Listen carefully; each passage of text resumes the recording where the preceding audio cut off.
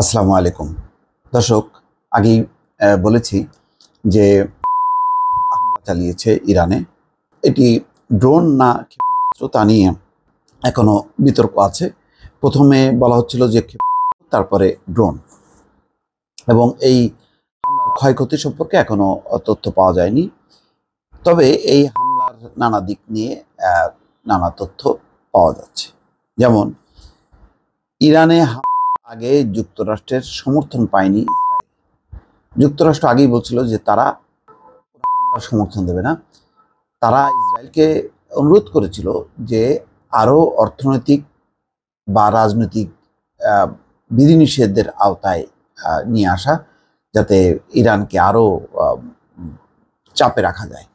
এবং আপনারা নিশ্চয়ই খেয়াল করেছেন যে গতকালকেই কিন্তু যুক্তরাষ্ট্র এবং যুক্তরাজ্য একযোগে আরও নানা বিষয়ে তাদের বাণিজ্যিক এবং অর্থনৈতিক নিষেধাজ্ঞা দিয়েছে নানান ক্ষেত্রে, যাতে ড্রোন উৎপাদন বা ব্যবহারে নিষেধাজ্ঞা পায় সেই সংক্রান্ত বা সংশ্লিষ্ট বিভিন্ন ব্যক্তি এবং প্রতিষ্ঠানের উপর নিষেধাজ্ঞা দিয়েছে।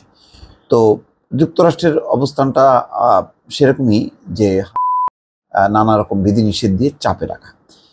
কিন্তু যুদ্ধবাজ সেটি শুনবে না, এবং তারা সেই ঘটনা ঘটিয়েছে। তারপরে এত কিছুর পরেও তেহরানের প্রধান দুটি বিমানবন্দরে ফ্লাইট চলাচল শুরু করেছে। দর্শক, এই ইরানও একটা লড়াকু জাতি। তারা কোনো হামলায় ভীত সন্ত্রস্ত হয়ে যাবে বা সমস্ত কার্যক্রম বন্ধ রাখবে, তেমনটা হবার কথা না। প্রথম খবরটা যেটা হলো, ইরানের ভূখণ্ডে ক্ষেপণাস্ত্র হামলার বিষয়ে আগাম তথ্য পেলেও যুক্তরাষ্ট্র তাতে সমর্থন জানায়নি। বিষয়টি সম্পর্কে অবগত আছেন এমন সূত্র ও এক মার্কিন কর্মকর্তার বরাত দিয়ে শুক্রবার এই তথ্য জানিয়েছে এনবিসি ও সিএনএন। সিএনএনের এক মার্কিন কর্মকর্তার বরাত দিয়ে জানিয়েছে, ইরানের পারমাণবিক স্থাপনা লক্ষ্য ছিল না। ইসরায়েল বৃহস্পতিবার যুক্তরাষ্ট্রকে জানায় তারা আগামী দিনগুলোতে ইরানের বিরুদ্ধে প্রতিশোধমূলক পাল্টা চালাবে। এ বিষয়ে নাম প্রকাশে অনিচ্ছুক জ্যেষ্ঠ মার্কিন সামরিক কর্মকর্তা সিএনএনকে বলেছেন, আমরা এই সমর্থন দেইনি। তাৎক্ষণিকভাবে হোয়াইট হাউস কোনো মন্তব্য করেনি। এএফপি এই বিষয়ে জানতে চাইলে পেন্টাগনের ডিউটি ডেস্ক থেকে জানানো হয়, আপাতত আমাদের এই বিষয়ে কিছু জানানোর নেই। ইরানের রাষ্ট্রীয় গণমাধ্যম জানিয়েছে, বেশ কয়েকটি শহরে আকাশ প্রতিরক্ষা ব্যবস্থা কার্যকর করা হয়েছে। ইস্পাহান শহরের কাছে বিস্ফোরণের শব্দ শোনা গেলে এই উদ্যোগ নেওয়া হয়। এদিকে পর ইরানের ইস্পাহান শহর সহ কয়েকটি শহরের উপর দিয়ে উড়োজাহাজ চলাচল স্থগিত করেছিল দেশটির কর্তৃপক্ষ। ইস্পাহান শহরে বিমানবন্দরের কাছে বিস্ফোরণের পর এমন ঘোষণা দেওয়া হয়।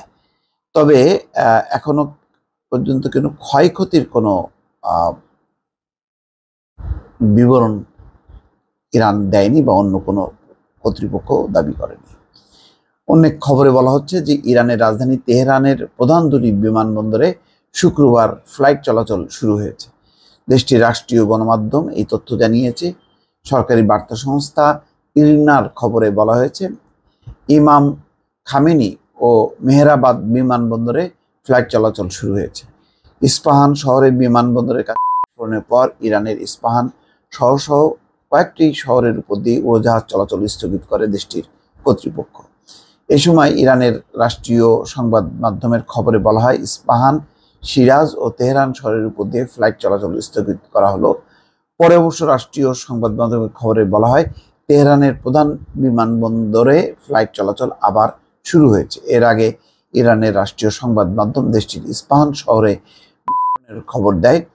আর এক মার্কিন কর্মকর্তার বরাত দিয়ে এবিসি নিউজের খবরে বলা হয়, ইরানে হামলা চালিয়েছে ইসরায়েল। তবে রয়টার্স তাৎক্ষণিকভাবে খবরের সত্যতা যাচাই করতে পারেনি।